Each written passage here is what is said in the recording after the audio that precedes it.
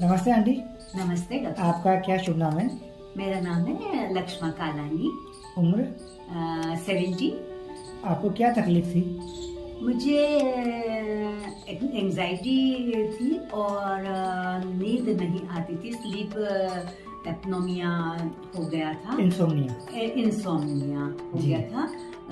तो जिसके लिए मैंने काफ़ी ट्रीटमेंट लिए थे और बावजूद उसके दवाइयाँ चल रही थी।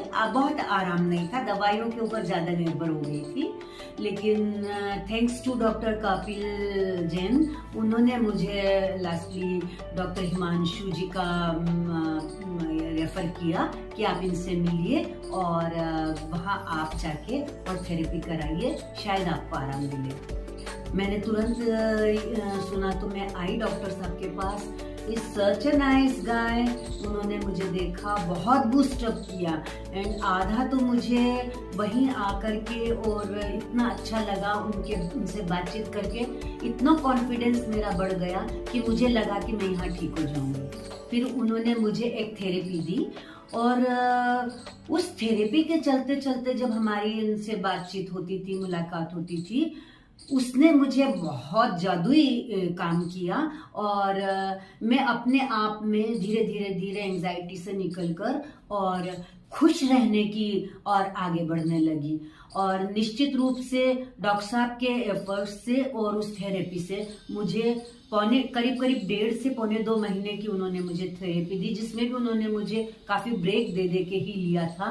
तो वो थेरेपी इतना काम करी कि उसने मेरे डोपामाइन को बढ़ाया, लेवल को, और मैं काफी उससे आराम मुझे मिला। और फिर डॉक्टर साहब ने उसको बोला कि मैं आपको इस थेरेपी की भी आदत नहीं डालने देना चाहता, तो अब हम धीरे धीरे इसको कम करेंगे और बंद करेंगे।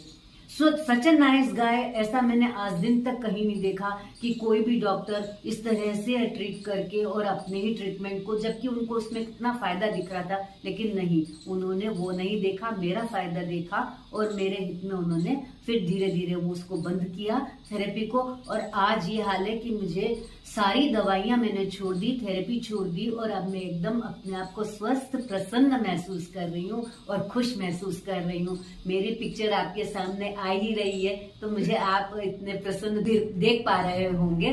तो मैं ये चाहती हूँ, मेरा यही मैसेज है सबका कि इससे घबराने की, परेशान होने की जरूरत नहीं है। डॉक्टर हिमांशु है ना हमारे पास, आप आइए, उन्हें दिखाइए और शीघ्र से शीघ्र स्वास्थ्य लाभ प्राप्त कीजिए। मेरी आप सभी लोगों के लिए यही दुआ है, यही प्रार्थना ईश्वर से। धन्यवाद।